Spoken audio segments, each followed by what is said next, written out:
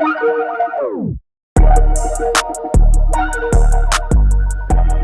what's happening, peeps? I appreciate y'all tuning in today's episode. I got some more fire content for y'all. I think you guys gonna like it. Before we get too deep into today's content, like, comment, subscribe to the channel, tell a friend to tell a friend. I appreciate all the feedback I've been getting, and keep it coming. I want to continue to provide content that you guys find value in. So let me know what you guys want to hear more of, and I'll bring it to you. So let's get into today's episode. So today what I want to talk about is red flags, right?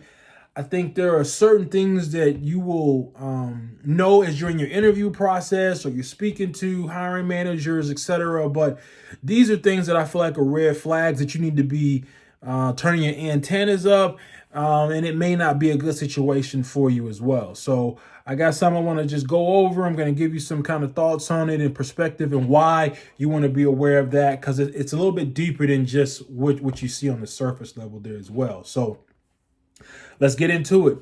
The first one I have here is interviewing at weird times, right? And here's what I mean by that. If you are working, and more so if you're in a job, I would say that you're typically a 9 to 5 or 8 to 4 or something like that as well.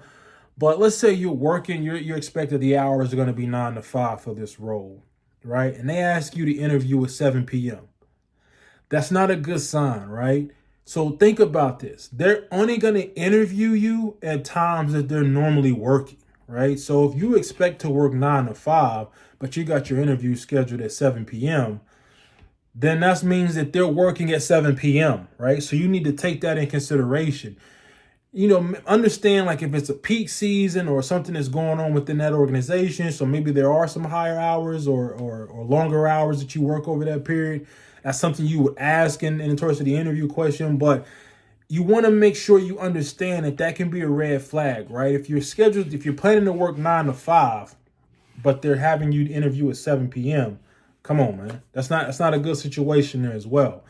And more so if you're a salaried employee, right? Because you don't get paid for overtime, right? So, you know, if you come in at 9 and you work till 7, hey, it is what it is as well. So, you know, be mindful of that. Take that in consideration, right? Doesn't mean it's a completely, deal breaker to you, right? But maybe that's what you're going to take in consideration on your negotiations as well. But interviewing at weird time is really one of those ones that I think gets overlooked, but you want to be aware of it as well.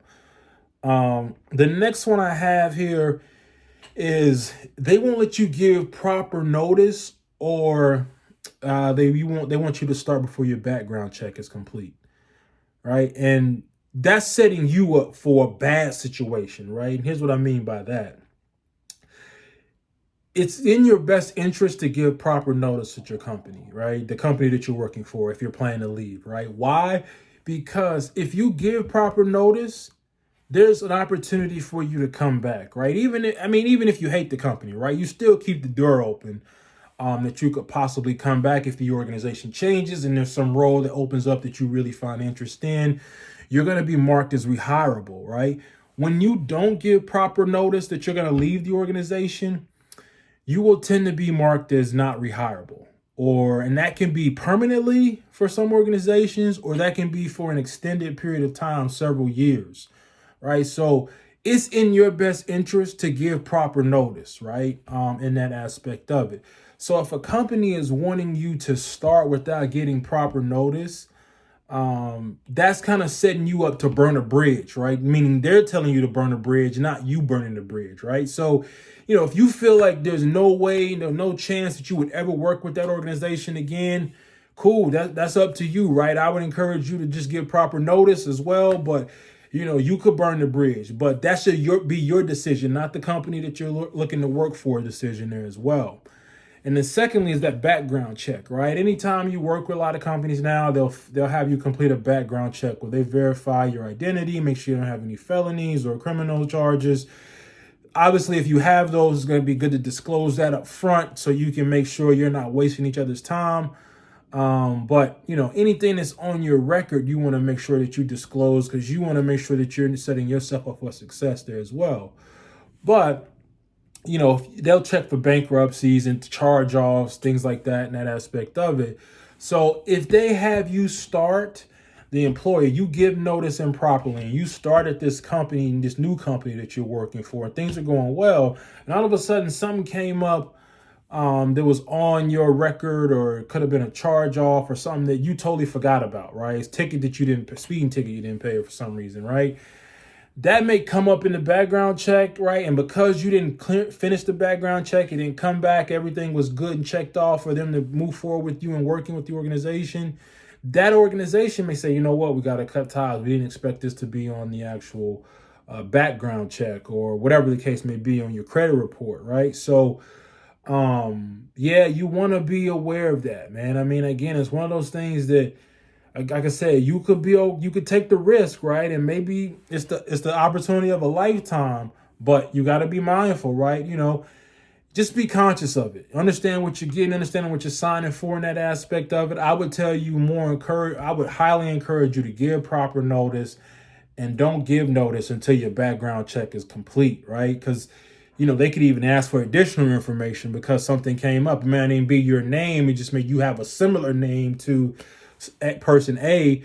And so you got to send some extra information and say, hey, that's not me, that's somebody else. So I would encourage you to give proper notice, and don't give notice until you get your background check back and it's complete and it's all good for the new company that you're planning to work for. So, and then the next one I have is, you're starting with the company. You told them you're gonna be off a couple weeks because you've already got that plan right at the beginning. It is, you can't change it. You booked a vacation, and they say, hey, it's no biggie. We just need you to log into your email and maybe check a couple emails, approve some things, and then jump on a couple meetings, right? And they kind of ease that in there, right? And it may not seem like a much, right? It may not seem like a big deal when you say like, just got to jump on a meeting real quick, no biggie, right? But here's what I want you to think about, right? You're on vacation and they're asking you to do work. Did you hear what I said? You're on vacation and they're asking you to do work, right? Ask yourself, is this what's going to be going forward? Is this the what are my expectations going forward? Meaning I'm on vacation and they're expecting me to be able to do some work, right? So I would say that's a red flag, right? It may be one of those situations where you say, hey, this is the dream job. This is what I signed up for. So I'm fully aware of that. But I would tell you that's probably a red flag, because the precedent has already been set that we want you to work on your PTO regardless, right? So how are you going to be able to set boundaries if that's the expectation coming in from day one? The moment you start with the company and they start doing that from the beginning, what do you think is going to happen 6 months in or a year in, right? I mean, I've heard situations where companies have people work, during holidays, right? And it's totally not expected, right? It may not be some of the major holidays in terms of Christmas or Thanksgiving, but they could sneak in another holiday, right? July 4th or something like that. Just kind of ease that in as the expectation. So it's definitely something you want to be aware of. And you got to make an informed decision on that, right? My personal, advice to you is set your boundaries and let your boundaries be your boundaries from the beginning, right? Because a company's going to ask, and it's only going to be up to you to say no, right? As long as you say yes, they'll keep putting more on your plate. So you got to understand that you got to be able to set your own boundaries, your own work capacity, what you can and cannot handle, right? I'm not saying that you shouldn't be ambitious, but you got to set some type of boundaries on some of those things. And I feel like your vacation is something that you shouldn't compromise on, right? Unless it's some pretty, terrible, circumstances that they really have to call you or reach out to you on your vacation. But for the most part, I would say there's no room for negotiation on that aspect of it there. And then the last one I just want to touch on this topic here in terms of red flags here, it's just your gut feeling. You can go through interviews, you can speak to people. Your gut may be telling you this doesn't seem right? Everything, it may check a lot of boxes, but you got to trust your gut, right? Because your gut won't lie to you. There's something that you're not getting an answer to, right? It could be monetary, it could be, career growth, it could be why is this position open? Is there high turnover? What's the company future look like? There's something that you're not getting an answer to. You don't feel like there's a connection with your manager, or trust, or genuine feeling or sentiment there. You need to trust your gut, right? Your gut is there to protect you, right? It's there to actually come from out of your, there's your logic, but then there's your emotional component to it as well. And so if your gut is telling you it's not a good situation, then hey, hey, it may be something that you may have to pump the brakes on, hit pause for a little bit on it as well. So, just wanted to give you those kind of that list there of things to be aware of, is red flags that I have. My advice to you and kind of looking at those is after you finish each interview, write down everything you heard, write down everything that you didn't hear, right? And, assess the interview, do a recap, right? Real quick, write down everything that you heard, right? If there's anything you didn't like, what you did like. You don't have to do complete sentences, like just make notes, right? Make notes throughout the interview process if you can, but recap everything you heard. And that way, if you have their next interview, you can ask those questions more so to get a deeper understanding, get some clarification on it. Reach out to people through LinkedIn, talk to people that are in the role if you can, if they're willing to speak with you, get their insights on it as well. Get as much information. Follow reviews online. I would say check the reviews online. If you're seeing, the role is having a high turnover, if you get on Glassdoor and you decide to see, if you see that there's a bunch of people in the role that have posted a review and they're saying this same negative thing over and over, that's a red flag as well, right? So I got one more for you there to look at. But be aware of what's going on. This is your career. I want you to have as much success as you want to have in it.